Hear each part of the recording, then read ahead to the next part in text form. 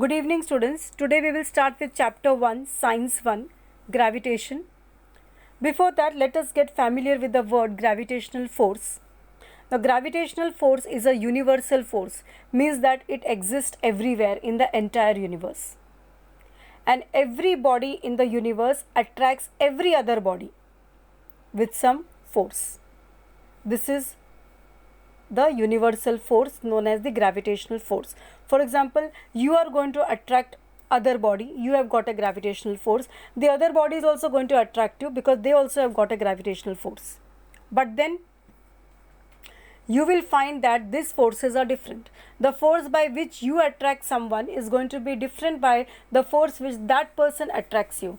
Now, if both are attracting each other with equal force of gravitation, then the position of these two are not going to change, they are going to be where it is. For example, a book is kept on the table. The book is attracting the table and the table is also exerting a force on the book, but neither the book is changing its position nor the table because both are balancing each other. Now, in case of Newton, he discovered this gravitational force or the entire concept because he saw one apple in a garden falling down the tree. The very first question that came to him was, after falling from the tree, why did the apple go down? Why did not it go towards the sky? So this means that it is coming down because someone down is attracting it. And what is there down? Earth, Earth's surface. That means the earth is attracting the apple and that is why the apple is coming down. The next question was, why did the apple fall straight down along a straight line?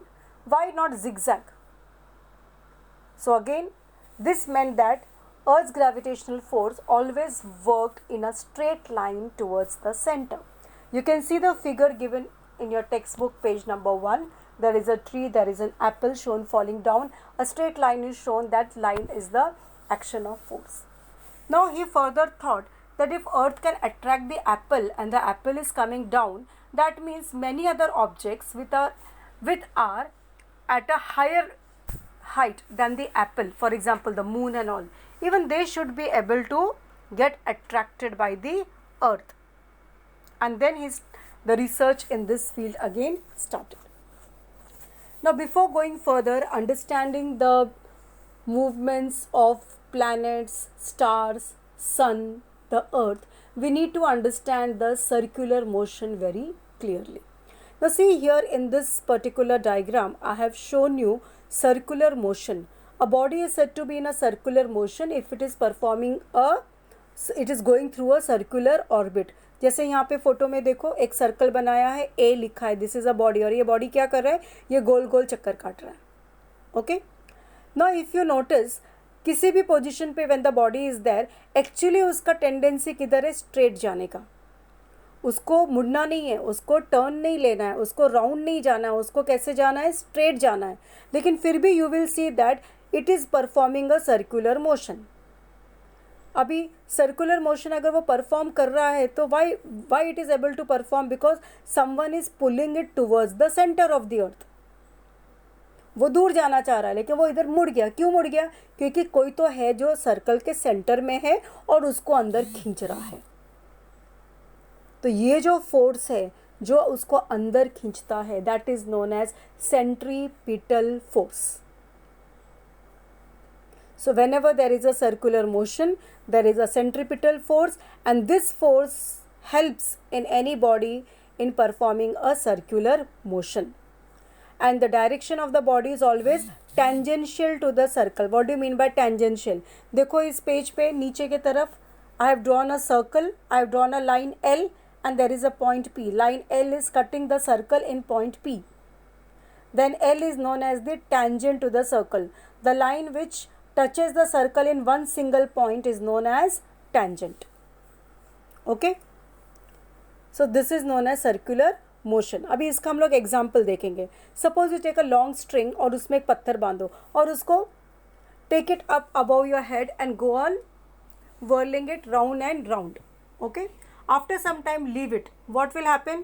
क्या वो फिर से ऊपर तुम्हारे सिर के ऊपर गोल गोल घूमेगा? नहीं, वो स्ट्रेट जाएगा. Okay, I again explain in Hindi.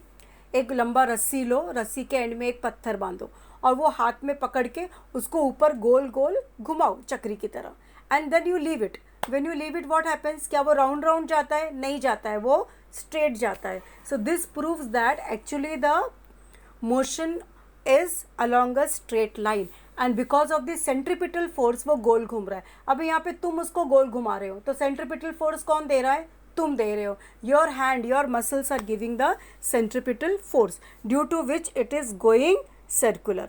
तो यही चीज़ होता है with earth and the sun. Sun attracts the earth, earth attracts the sun.